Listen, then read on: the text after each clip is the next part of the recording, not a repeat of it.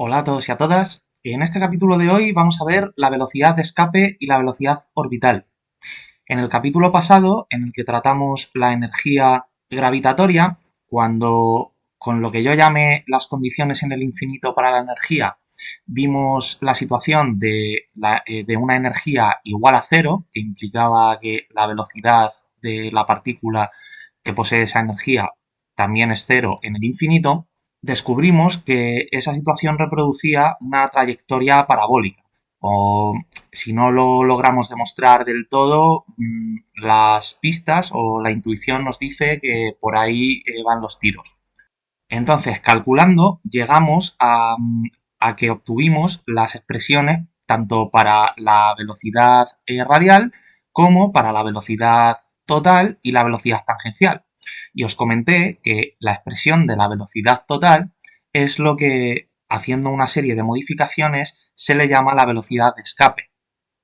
Entonces, aquí a la derecha he dejado lo que es la aproximación al problema de los dos cuerpos, que simplemente es llamar a la masa 1 m mayúscula, llamar a la masa 2 m minúscula e imponer que la masa 1 sea mucho mayor que la masa 2. Entonces, cuando esto ocurre, el parámetro que llamamos masa reducida es aproximadamente igual a la masa de 2, por lo tanto, en muchas ecuaciones, bajo estas circunstancias, se cancelan un montón de cosas y quedan fórmulas más reducidas. Y luego tenemos que la partícula 1 está en el origen del sistema centro de masas y no posee dinámica, es una masa estática, y que la única masa que se mueve es la masa 2 y sus magnitudes son iguales a las magnitudes relativas. Aquí debajo dejo también la energía de dos partículas en el centro de masa, que es una ecuación que obtuvimos el capítulo pasado, porque para este nos va a servir los análisis que vamos a hacer. Por lo tanto, vamos a comenzar haciendo un pequeño repasillo de esto que os acabo de decir de las condiciones en el infinito para la energía. Lo que vamos a coger es la ecuación de la energía de un sistema de dos partículas en el centro de masa y llevarla al límite cuando la distancia relativa se va al infinito. Por lo tanto, tendremos el límite cuando R tiende a infinito de la energía en el centro de masas, y esto será igual al límite cuando R tiende a infinito de un medio de la masa reducida por la velocidad relativa al cuadrado menos la energía potencial, o sea, G masa 1 por masa 2 entre la distancia relativa. Entonces, como aquí en esta ecuación la energía es una constante, porque todo esto deriva de cosas que ya hemos ido viendo en capítulos atrás, de que la gravedad es una fuerza conservativa. Precisamente se le llama conservativa porque conserva la energía, y que conserve la energía pues no es otra cosa que, traducido a matemáticas, que es una cantidad constante.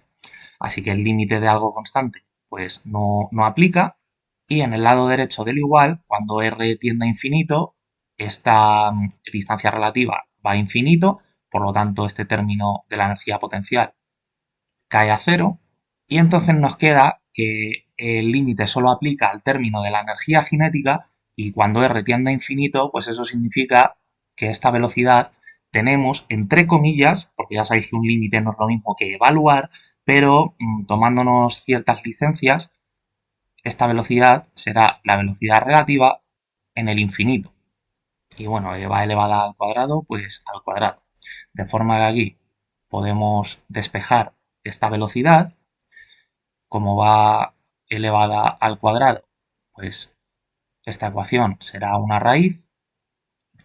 Y solo queda la energía al otro lado, por lo tanto el 2 va multiplicando, la masa reducida va dividiendo, nos queda dos veces la energía en el centro de masas entre la masa reducida. Así que voy a borrar este cálculo intermedio, me quedo con este resultado, y con esta ecuación podemos obtener tres posibles situaciones o soluciones según los valores que pueda tomar la energía. Si la energía es negativa, aquí tenemos algo negativo dentro de una raíz, por lo tanto no existe solución, y eso se interpreta como que no existe velocidad en el infinito para la partícula. Así que si no existe velocidad en el infinito, significa que de alguna manera esa partícula está atrapada bajo la influencia gravitatoria de la masa que cree el campo, de forma que no escapa al infinito. Y luego los otros dos posibles casos para la energía, tenemos el que es igual a cero, así que si esta energía es cero, se cancela todo aquí, la velocidad en el infinito es cero, y si la energía es positiva, pues la velocidad en el infinito es positiva. De forma que ya sea la velocidad en el infinito cero o mayor que cero, podemos interpretar que en estas circunstancias la partícula escapa de la influencia gravitatoria de la masa que cree el campo. Entonces, el primer caso, el de la energía igual a cero, dentro de las situaciones en las que escapa, es la situación con condiciones mínimas en las que una partícula no va a orbitar en un sistema gravitatorio. Así que vamos a centrarnos para analizar la velocidad de escape en este primer caso, porque es el que nos va a dar la condición de barrera entre una partícula que orbita y una que no orbita. Porque ya el caso de la energía mayor que cero, pues claro, obviamente si lo que nos interesa a nosotros es que escape al infinito y la situación más fácil pues es la que llega con velocidad cero, pues si llega con velocidad positiva, pues más todavía. Por lo tanto, seleccionamos el caso con velocidad en el infinito igual a cero, que eso implica que la energía en el centro de masas es cero. Y la situación que a nosotros nos va a interesar estudiar es lo que representa este dibujo de aquí. Un proyectil al que nosotros le damos una velocidad inicial y logra escapar al infinito llegando con velocidad cero. Vimos también en el capítulo pasado que la trayectoria que sigue un cuerpo con energía igual a cero es una trayectoria parabólica. Lo que pasa que, bueno, aquí no se ve muy claro que, que esto sea una parábola porque he querido dibujarlo yo así para que se vieran todas las cosas. Pero esto en realidad nosotros tenemos que entender que cuando lanzamos esta pelota, lo que estamos haciendo es que desde la superficie de la Tierra, pues nosotros lanzamos la partícula y entonces hace algo tal que así. De forma que esto ya sí que se ve mejor, que es una parábola bastante abierta, donde esta distancia sería lo que vimos en el capítulo pasado, que era el punto donde no tenía velocidad radial, esto lo vimos en el capítulo pasado, y esto era un medio del momento angular al cuadrado en el centro de masas entre g, m1, m2, mu. ¿De acuerdo? Aquí veis que esto ya pues reproduce una parábola más o menos y que se va al infinito por aquí.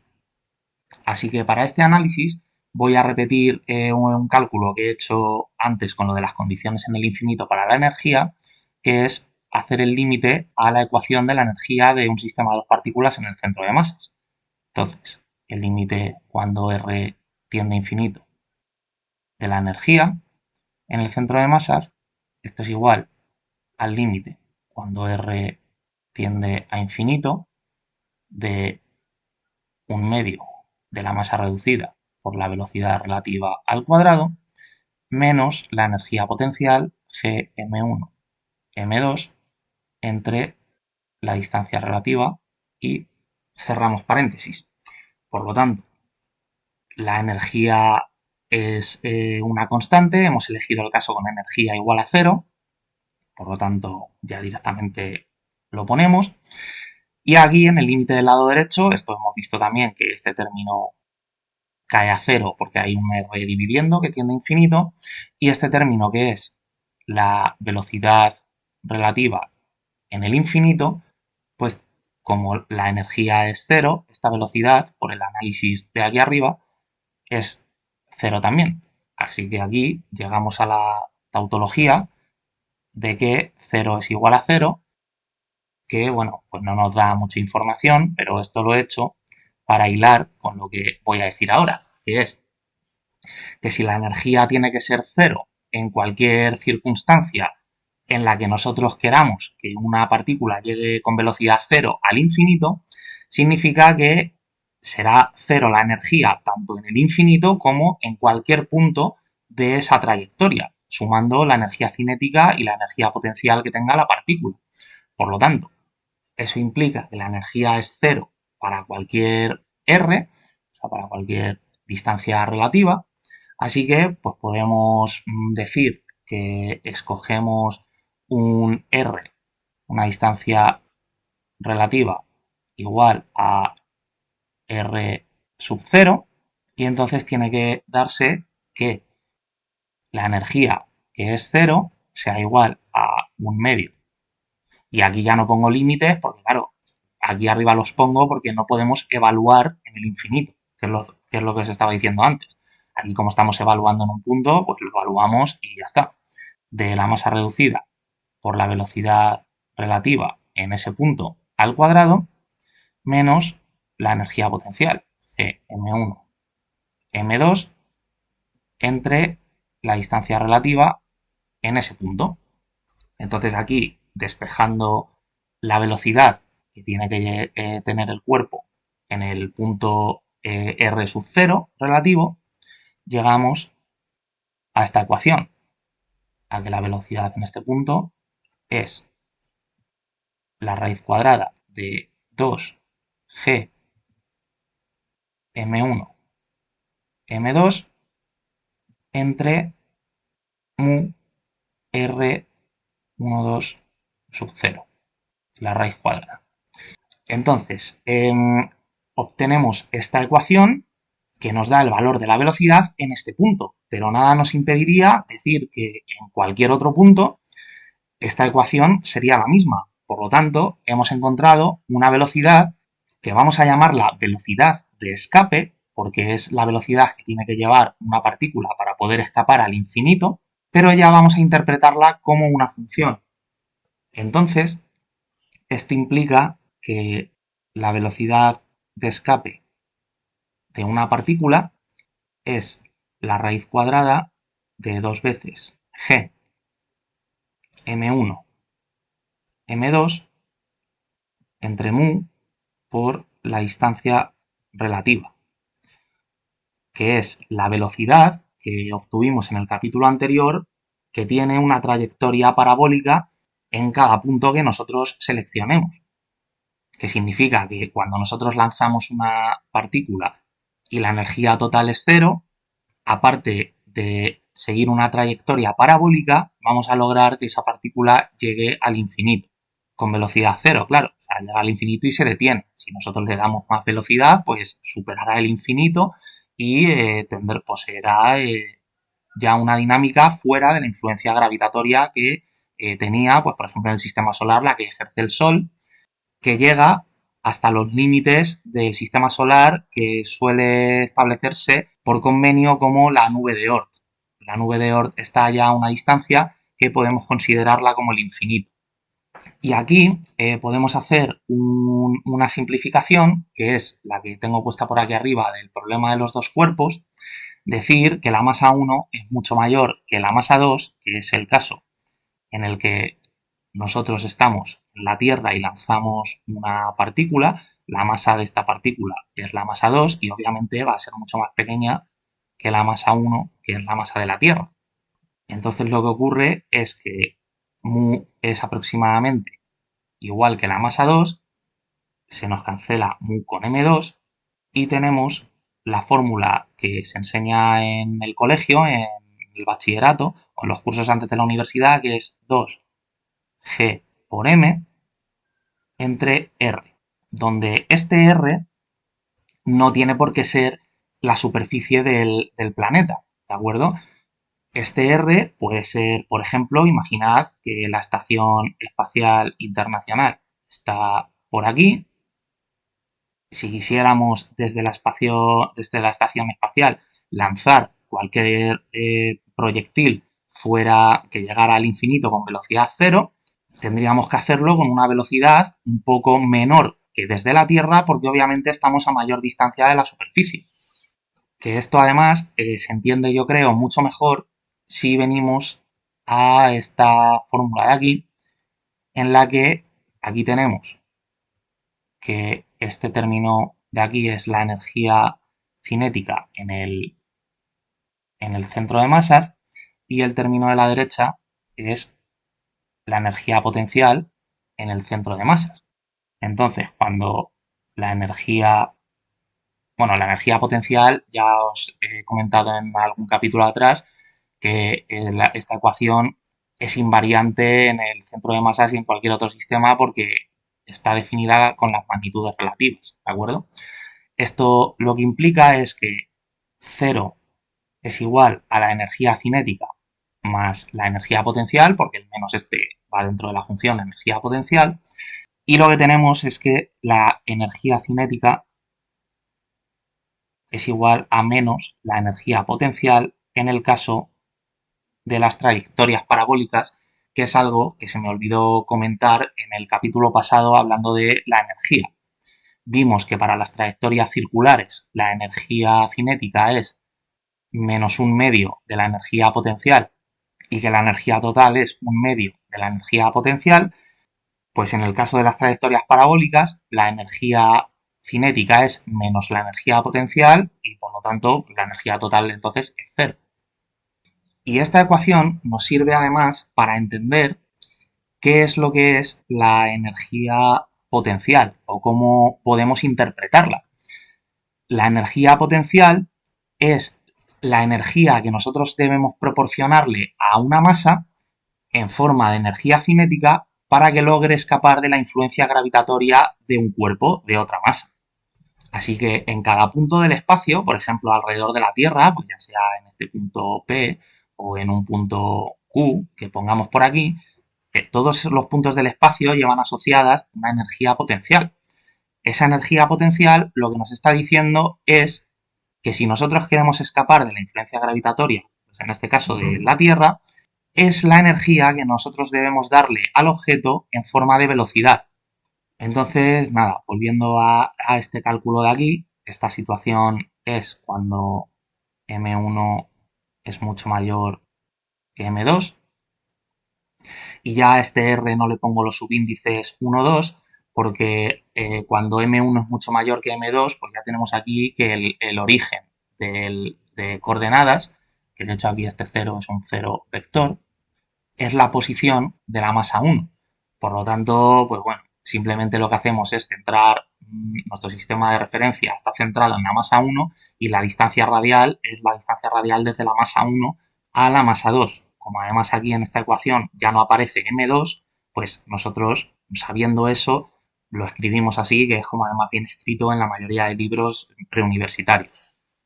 Voy a borrar esto porque si no, no tengo sitio. Podemos calcular la velocidad de escape de la superficie de la Tierra. Simplemente lo único que tenemos que hacer es sustituir en esta ecuación m mayúscula por la masa de la Tierra. Vamos a suponer que reducimos al problema de los dos cuerpos, el proyectil que lanzamos comparado con la masa de la Tierra es muy pequeño en magnitud, entonces tenemos 2g la masa de la Tierra entre el radio de la Tierra.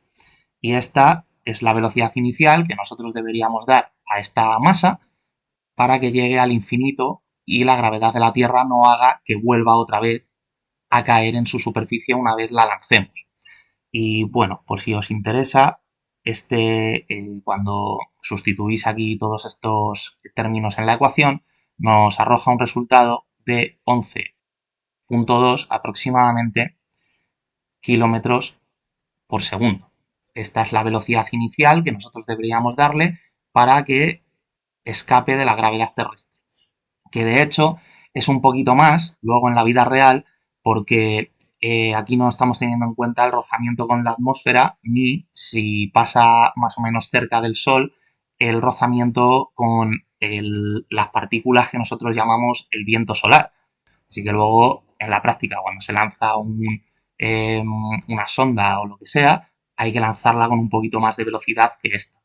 Y ya si se lanza con mucha más velocidad, pues entonces tendremos garantizado que llega a los límites del sistema solar no con velocidad cero, sino con velocidad positiva. Bueno, pues antes de comenzar con la velocidad orbital, no podía resistirme, ya que estábamos hablando de la velocidad de escape, a comentaros esto de postre, de lo que ya hemos visto, que son las estrellas oscuras o como nosotros las conocemos hoy en día desde que en el siglo XX tenemos la teoría de la relatividad general, los agujeros negros. Las estrellas oscuras fueron postuladas por John Michael en 1783 y de lo que hablaba era de lo siguiente. Imaginaos una estrella con una masa tan grande que la luz, entendida como corpúsculos, estas partículas de luz tendrían masa distinta de cero, pues bueno, ya sabéis que estamos hablando de un montón de siglos atrás, no se sabía que la luz tenía masa cero. Entonces, siguiendo esta lógica, este señor se imaginó que una estrella que tuviera la suficiente masa ejercería tal fuerza de la gravedad que hasta las propias partículas de luz se verían incapaces de escapar. Por lo tanto, a la hora de emitirlas, entended aquí que esta distancia donde yo he puesto estos frentes de corpúsculos de luz es una distancia tan pequeña comparada con la superficie que elevada al cuadrado es cero. O sea, estamos hablando de que toda esta distancia que he puesto aquí en el dibujo sería muy pegadito a la superficie. Lo que pasa que lo pongo así para que se entienda bien.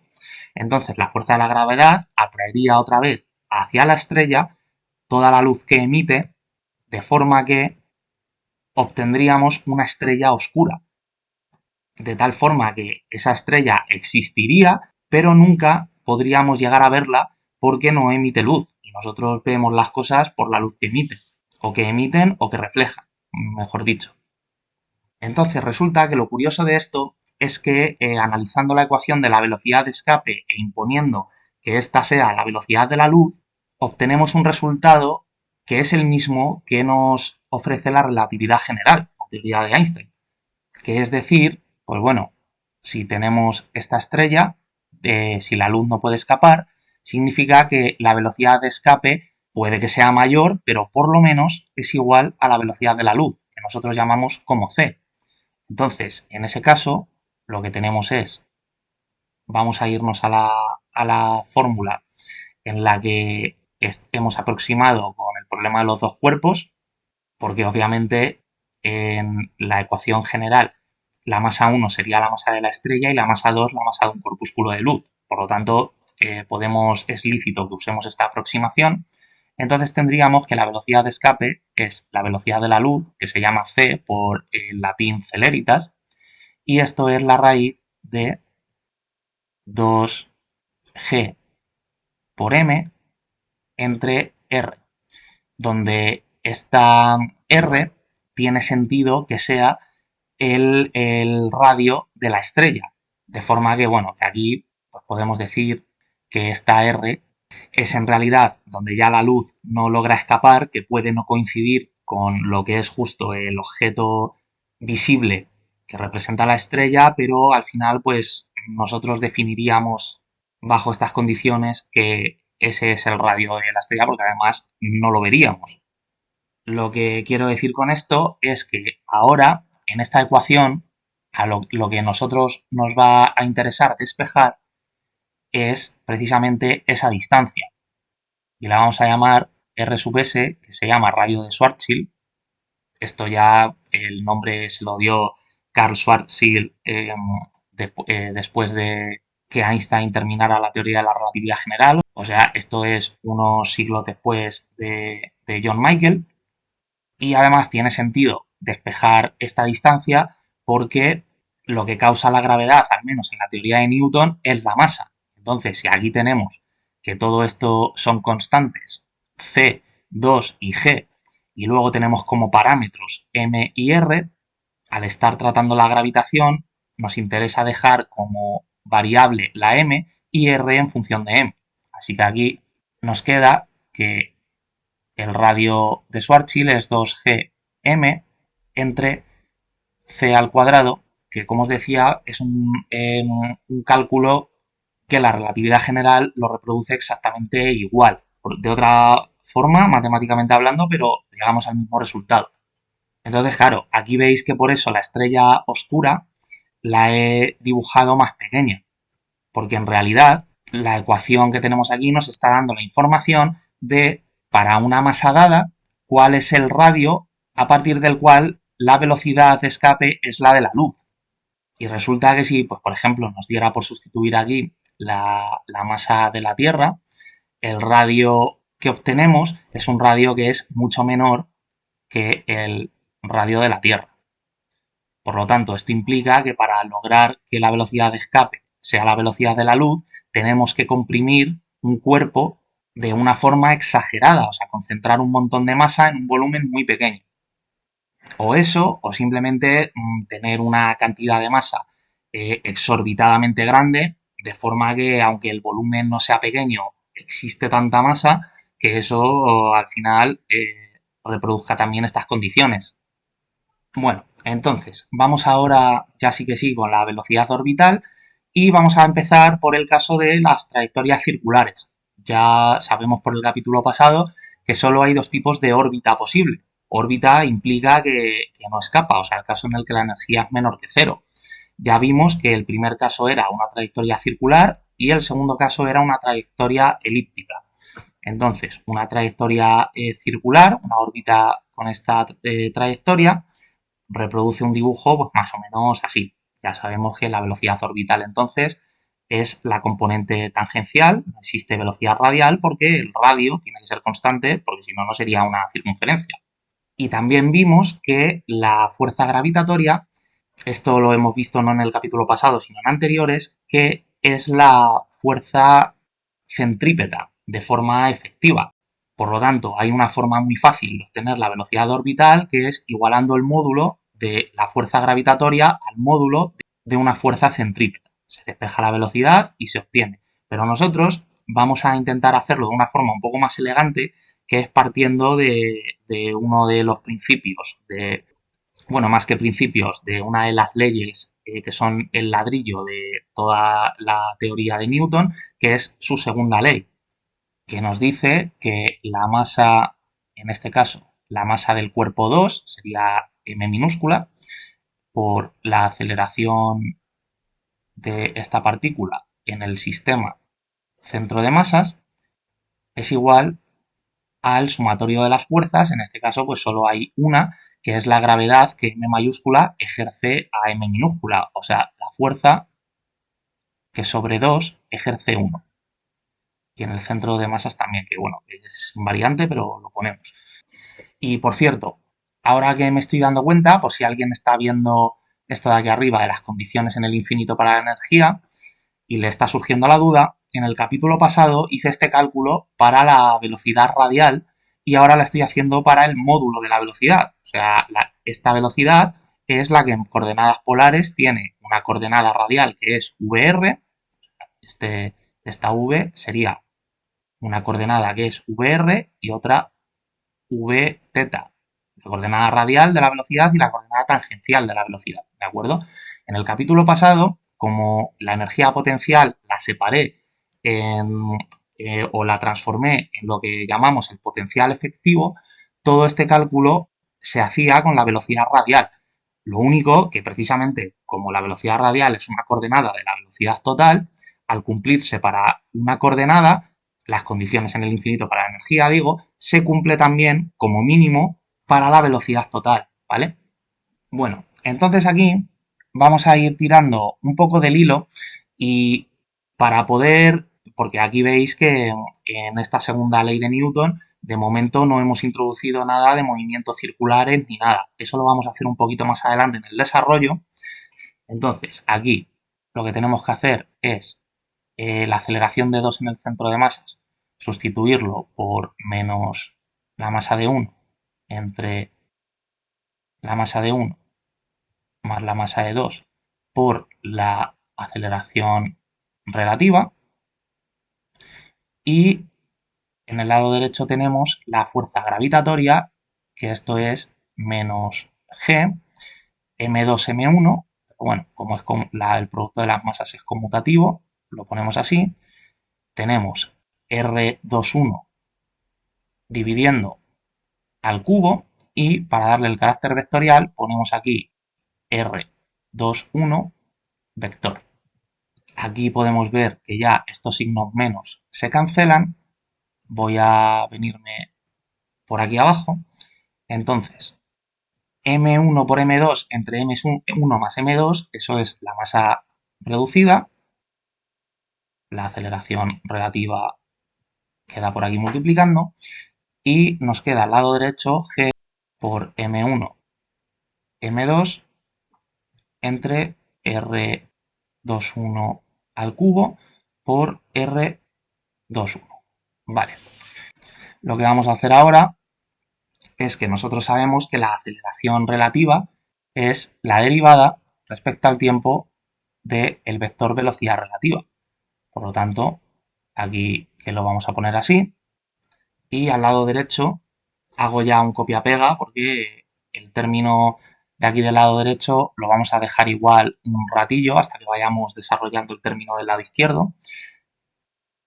Y ahora lo que vamos a hacer es utilizar las componentes intrínsecas, que es algo que vimos ya hace mucho en la lista de reproducción de cinemática, que nos va a ser útil aquí.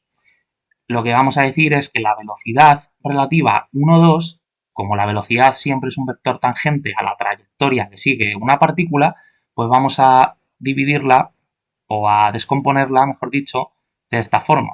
Tendremos la de masa reducida, la derivada respecto al tiempo, y tendremos el módulo de la velocidad relativa por un vector tangente a la trayectoria relativo también y unitario.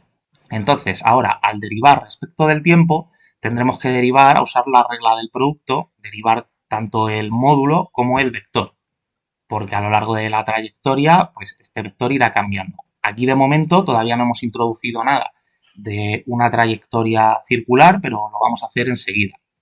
Lo que vamos a tener aquí es, al aplicar la regla del producto, la masa reducida por la derivada del módulo de la velocidad relativa respecto del tiempo por el vector tangente relativo a la trayectoria más la masa reducida, la velocidad relativa, por la derivada del vector tangente relativo y unitario respecto del tiempo. Entonces, aquí, si sabéis o recordáis el temario de cinemática de las coordenadas intrínsecas, a cada punto de la trayectoria de una partícula podemos asociarle un radio de curvatura que justo es el radio de la circunferencia que encaja infinitesimalmente con un trocito de trayectoria, con un entorno del punto donde nosotros estábamos mirando.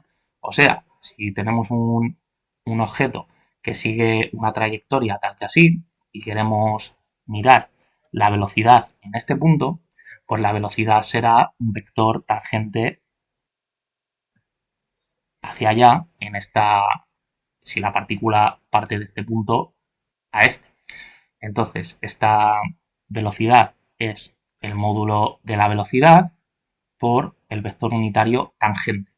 Y justo aquí podemos definir un entorno en torno a este punto que estamos mirando, donde podemos encajar una circunferencia de forma que veis claramente que justo en este entorno de aquí, del punto P, vamos a llamarle, el trocito de trayectoria y el trocito de circunferencia es el mismo. Entonces, el radio de esta circunferencia es lo que se llama ρ, que es el radio de curvatura, y con todo esto se definen las coordenadas intrínsecas.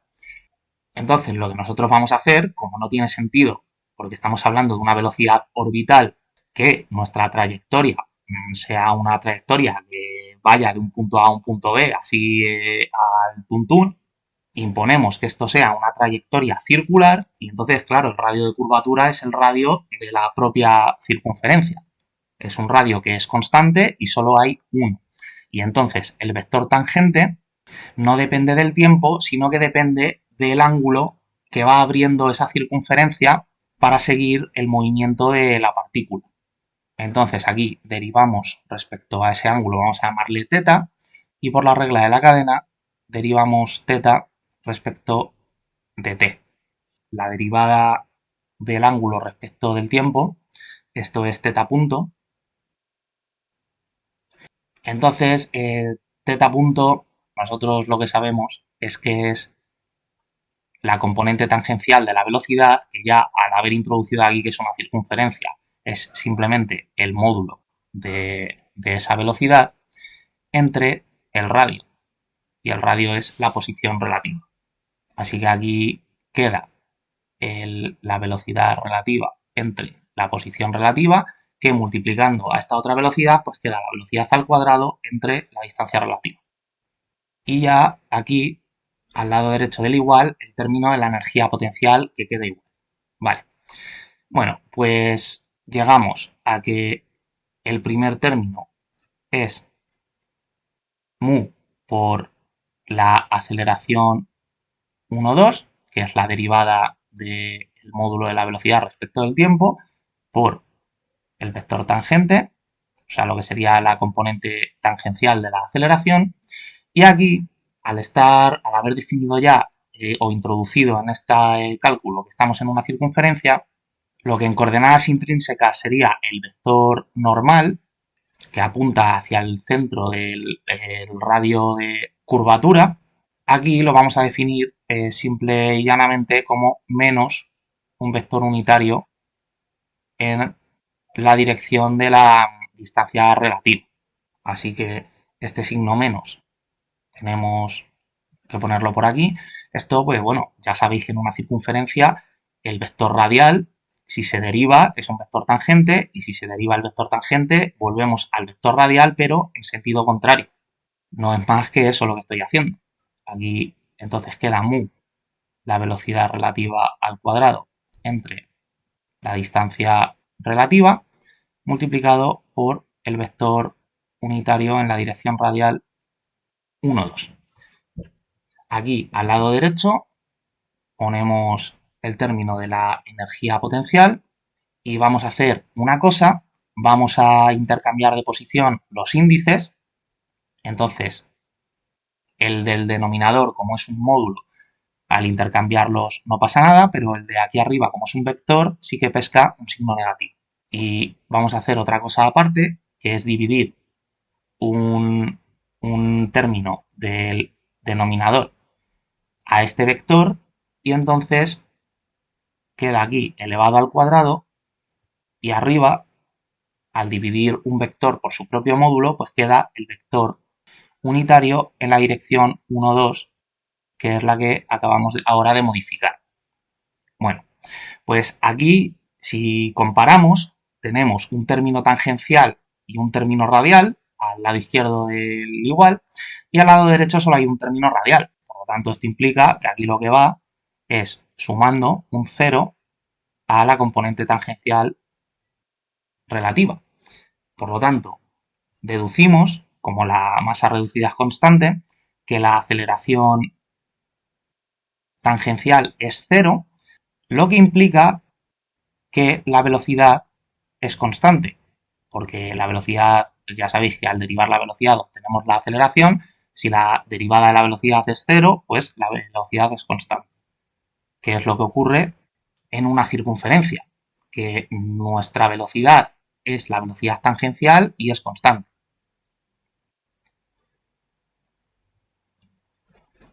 Entonces ya solo nos queda igualar la otra parte. Voy a hacer directamente un copia-pega. Aquí podemos cancelar estos signos menos y una posición relativa con un exponente de aquí. Y como vamos en la misma dirección de este vector, vamos a igualar los módulos y quitamos el carácter vectorial. Entonces tenemos que mu por la velocidad relativa al cuadrado es igual a g m1 m2 entre r1, 2, y ya despejando la velocidad tenemos que tiene que ser la raíz de g m1 m2 entre mu r1, 2, que justo por lo que os decía, veis que se parece mucho a la velocidad de escape, lo único que no tiene multiplicando un factor raíz de 2 en el numerador. Entonces, este término Voy a venirme por aquí abajo. De hecho, voy a traerlo por ahí porque no me cabe. Podemos hacer lo mismo que hemos hecho en los casos anteriores. Aproximar aquí que la masa 1 es mucho mayor que la masa 2. Y entonces obtenemos, se cancelaría m2 con mu. Y tenemos gm entre la distancia, de forma que cuanto más cerca queramos orbitar de una masa dada, más velocidad tendremos que tener, precisamente porque la distancia está aquí dividiendo en el denominador. Entonces, cuanto menor es esta distancia entre las masas, más grande es el número que obtenemos aquí en la raíz, por lo tanto más velocidad, y cuanto más nos alejamos, pues menor será entonces la velocidad orbital. Aquí, de hecho, podemos añadir un término para que quede claro que esta velocidad es una velocidad orbital. Y nada, una vez encontrada esta velocidad orbital para la trayectoria circular, vamos a comentar la de la trayectoria elíptica. La voy a comentar muy rápido porque la veremos cuando hablemos de las trayectorias, dentro de 3 o 4 capítulos. Bueno, pues la velocidad orbital para el caso de una trayectoria elíptica, seguimos en el caso en el que la energía es menor que cero, no escapa, ¿vale? Se demuestra con la conservación de la energía. Tenemos que la energía en el centro de masas tiene que ser igual a la energía cinética en el centro de masas más la energía potencial. Y lo que ocurre es que, dentro de unos capítulos lo demostraremos, la energía toma este valor. Tiene que ser negativa y es menos G M1 M2 entre 2A. A es la distancia del semieje mayor de una elipse. Por lo tanto, todo este término es constante y negativo, como debe ser la energía en estas condiciones.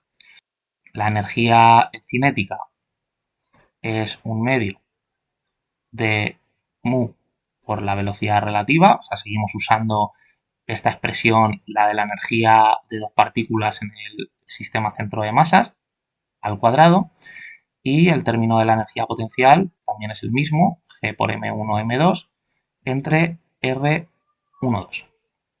Pues aquí se trata de despejar la velocidad. Vamos a venirnos por aquí abajo. Así que podemos multiplicar a todo por 2 y dividirlo entre mu. Vamos a dejar despejada también la velocidad al cuadrado. Así que tendremos este término queda negativo, el término del potencial queda positivo, así que lo dejamos aquí primero, lo hemos multiplicado por 2, Gm1, M2, y lo dividimos entre mu, hemos dicho, así que tenemos mu R1, 2. Y aquí restando 2 Gm1, M2 entre 2 mu por A. No, veis que no cancelo estos doses porque lo que voy a hacer ahora es sacar factor común. Vamos a tener V12 es igual a 2G M1 M2 y aquí tendremos 1 entre mu por R12 menos 1 entre, y de hecho tengo que sacar aquí factor común a mu también. Ahora ya sí. Aquí entonces queda esto dividiendo y aquí 2a. Y todo esto, al despejar el cuadrado de la velocidad, pues es una raíz. De forma que voy a venirme por aquí abajo con este término para que me quepa. Si volvemos a hacer la aproximación del problema de los dos cuerpos, o sea, decimos que aquí la masa 1 es mucho mayor que la masa 2, se nos cancela M2 con mu y entonces tenemos la fórmula que a lo mejor habréis visto más en los libros, que es 2G por M por 1 entre R menos 1 entre 2A. Y esta sería la velocidad orbital en el caso de una trayectoria elíptica, donde esta v no es ni la componente radial ni la componente tangencial, es el módulo de la velocidad, o sea, la raíz cuadrada de esas componentes al cuadrado. Nosotros sabemos que siempre que tengamos una trayectoria, si tiene velocidad tangencial, como el momento angular es mu por la velocidad tangencial por la distancia relativa, la velocidad tangencial ya sabemos siempre lo que es. Será el módulo del momento angular entre mu por la distancia relativa. Así que aquí, por ejemplo, si quisiéramos calcular la componente radial, elevamos este término al cuadrado, le restamos este otro término al cuadrado y hacemos la raíz de todo esto y esa sería la componente radial de la velocidad. Así que nada, ya con esto estaría visto todo el capítulo. Lo que pasa que no quiero irme sin antes comentaros una cosilla, así que dejadme que borre esto de aquí, de las condiciones en el infinito para la energía, porque quiero, antes de cerrar el capítulo, comentaros el por qué estoy tan obsesionado con trabajar en el sistema centro de masas y señalar en todo momento las magnitudes que son relativas con sus índices y tal y cual, cuando en muchos libros hacen la aproximación del problema a los dos cuerpos y tiran millas. Bueno, lo he comentado en algún capítulo anterior, pero ya lo dejo aclarado, lo comentaré seguramente cuando hable de las trayectorias, que es que nosotros siempre, cuando hablamos de gravitación, tenemos en mente el sistema solar. Tenemos el Sol en el centro, inmóvil, y todos los planetas alrededor, orbitando en las órbitas que sean, unos con más masa, otros con menos masa, y todo esto está muy bien. Pero no es el caso más general, porque, por ejemplo, podríamos tener este caso de aquí. Esto reproduce una situación en la que tenemos dos masas, M1 y M2, donde M1 es un poco más grande que M2, tampoco muchos órdenes de magnitud, pero alguno, y ambos lo que están haciendo es orbitar en trayectorias circulares un centro de masas en el que no hay nada, está vacío. Y diréis, ¿esta situación puede darse? Pues perfectamente. Aquí lo que vemos es que es un sistema de dos partículas, podemos trazar la recta que une ambas masas, como veis, bueno, más o menos, porque he hecho el dibujo este a mano alzada, veis que pasa por el centro de masas, y claro, este centro de masas está un poquito más pegado a la masa de mayor magnitud que a la de menos, como es lógico. Y luego además tenemos que este de aquí sería el vector posición de la partícula 1 en el centro de masas y este otro de aquí sería el vector de la partícula 2 en el centro de masas. Y daos cuenta que en su movimiento relativo están describiendo una circunferencia. Si nos pusiéramos, si por ejemplo es lo que ocurre cuando nosotros desde la Tierra vemos otros planetas, por ejemplo Marte. Imaginad que nosotros somos la masa 1 y Marte es la masa 2, la masa 1 la Tierra, quiero decir, desde nuestra posición, la distancia a Marte sería una distancia relativa y luego aparte, esto se da también cuando en la gráfica del potencial efectivo, que ya veis que en un eje tenemos la distancia relativa, radial, y en el otro la energía potencial modificada, que la llamamos potencial efectivo, y vimos que esto reproduce una curva, voy a hacerla un poco exagerada, tal que así. Por lo tanto, si nuestro sistema se encuentra con una energía que justo es la energía mínima del potencial efectivo, o sea, nuestra energía corta a la gráfica del potencial efectivo en este punto de aquí, nosotros ya sabemos que eso reproduce, porque lo vimos en el capítulo pasado, una trayectoria circular. De forma que en la realidad sería este movimiento lo que nosotros observaríamos. Y veis que aquí en el centro no hay ninguna masa. Así que este caso se puede dar. Nosotros aquí al final calcularíamos, cuando resolvamos las ecuaciones del movimiento, calcularíamos la posición relativa Y luego, para encontrar la distancia a la masa 1, pues ya sabéis que esto es m2 por m1 más m2 por la distancia relativa, y que la posición de 2 es menos m1 entre m1 más m2 por la distancia relativa. Nosotros lo que vamos a encontrar cuando resolvamos las ecuaciones del movimiento es esto. Así que lo que quiero que quede claro es que esto reproduce una situación que es posible. Imagino que a lo mejor las condiciones son un poco extremas porque que justo la energía del sistema sea la mínima del potencial efectivo, imagino que eso es muy complicado, que lo normal es que sea la energía negativa, pero no justo este punto, sino que esto al final haga una trayectoria elíptica.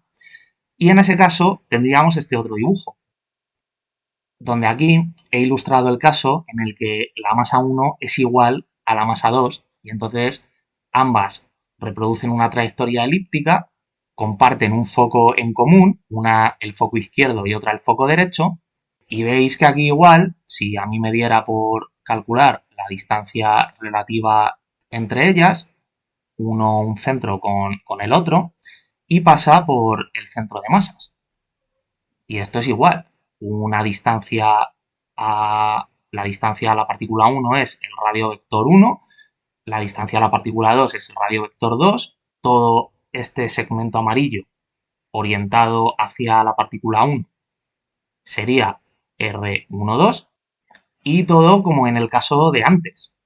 Y aquí en este caso además el movimiento sería simétrico porque, bueno, habéis visto en el caso de antes que la posición de 1 y de 2 en el centro de masas tienen los factores de las masas ahí como coeficientes multiplicando al vector posición relativa y que uno es la inversa del otro. Entonces, si las masas son iguales, ese factor es el mismo en ambas, por lo tanto, R2 en el centro de masas sería menos R1, que es lo que ocurre aquí.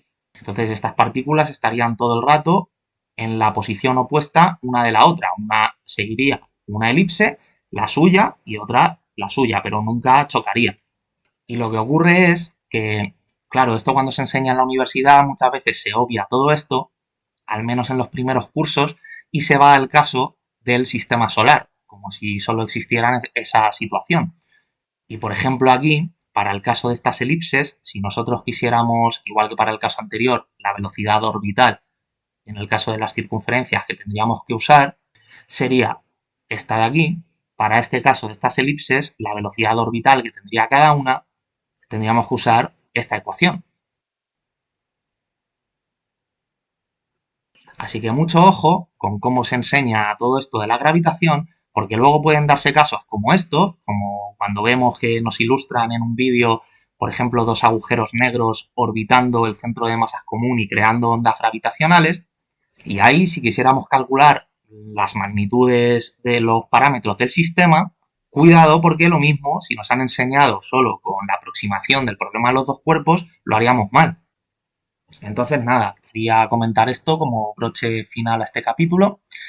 Y pues nada, espero que os haya gustado y que lo hayáis entendido y nos vemos en el siguiente.